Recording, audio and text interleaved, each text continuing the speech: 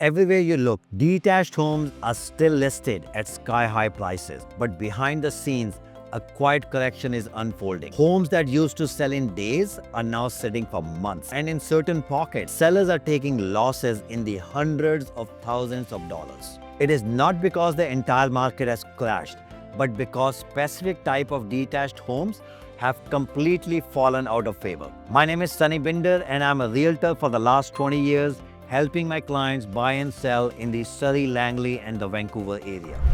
And in this video, I'm breaking down 5 types of detached homes that are losing money right now.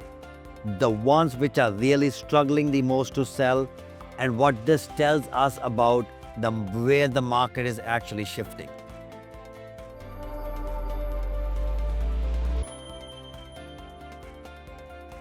If there's one type of home that's been hit the hardest, it is the detached houses without a rental suite. No basement suite, no secondary suites, no laneaway.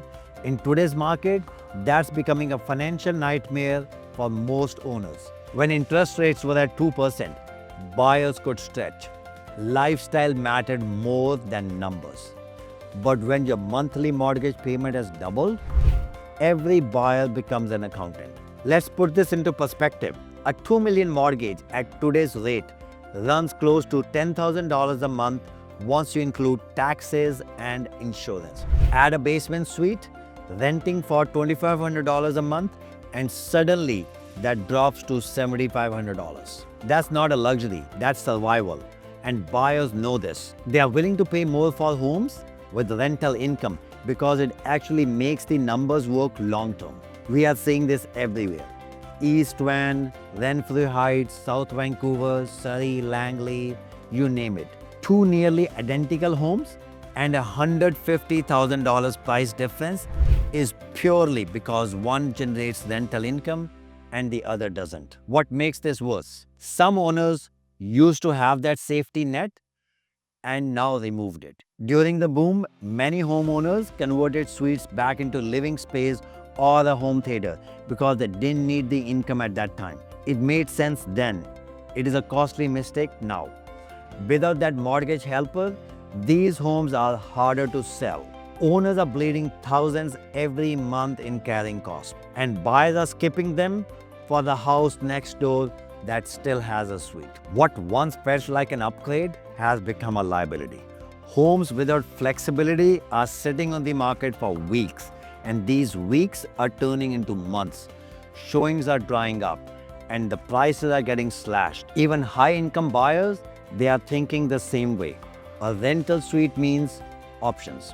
Family today, rental income tomorrow, protection if rates rise again. Detached homes will always be aspirational, but the ones that don't generate income are rapidly losing appeal. And in this market, that's a direct hit to value. Now talking about overbuilt luxury homes.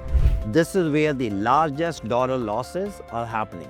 During the boom, developers flooded neighborhoods like Dunbar, Arbutus, and Shaughnessy with massive luxury builds. High ceilings, imported marble, 10 bedrooms, massive mansions. The problem, those buyers have disappeared now. Foreign investment has slowed. High-end financing is expensive. Every affluent local buyers have changed their mindset. They are no longer chasing size.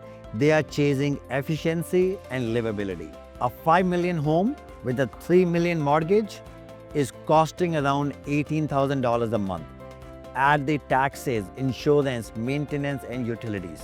This is touching closer to $250,000 a year just to own it. Even if you can afford that, why would you? Many of these homes already feel outdated. Heavy stone exteriors, oversized formal spaces. This is not fitting the current modern living. Meanwhile, a smaller, energy-efficient home nearby feels more practical and cost far less to maintain. That is why luxury homes are sitting for months and often selling well below asking. Developers are cutting prices just to cover financing. Owners who bought during the boom are realizing they will never get the money back. Luxury real estate used to feel untouchable. Right now, it is one of the riskiest segment in the market. Let's talk about homes on busy streets or near major redevelopment. Homes on major streets or near heavy construction zones, they were always tougher to sell, but now it is brutal. Kingsway, Boundary, Cambie corridors, Fraser Highway. The old trade-off was noise for a discount. That no longer works. Construction is constant nowadays. Traffic is worse. Buyers have better options deeper inside the neighborhoods. Many of these roads are zoned for higher density, which means further down the years, it's going to get more noisy, more traffic. At the same time, developers have slowed down. Higher rates and tighter financing has delayed projects. So now sellers are stuck with the properties that neither the families want nor the builders want. Meanwhile, a quiet street just a few blocks away is selling instantly. It's a proof that value isn't just about land, it's about quality of life. And now the homes on weird lots like cul-de-sac or irregular lot shapes, pie-shaped lots, flagged lots, panhandle lots, narrow frontages with wide rears. You know what? No one likes those properties anymore. On paper, some of these lots actually look better. Bigger lot size, less traffic, quiet street. But when it comes to value, they always sell for less. Here's why. Most buyers don't just buy a house.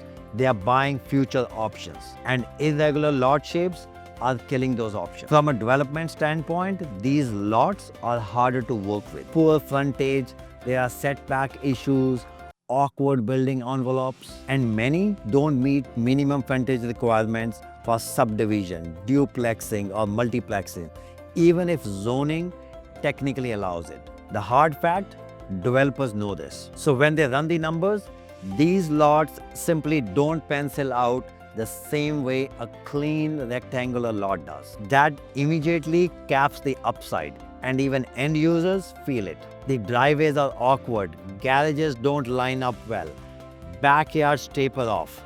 Renovations become more complex and expensive. What looks charming at first, quiet cul-de-sac living, often now turns into functional compromise. That's why in strong market, these homes lag slightly.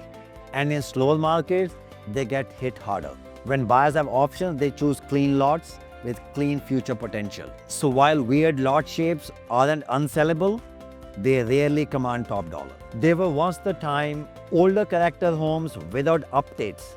In today's date, no one likes those.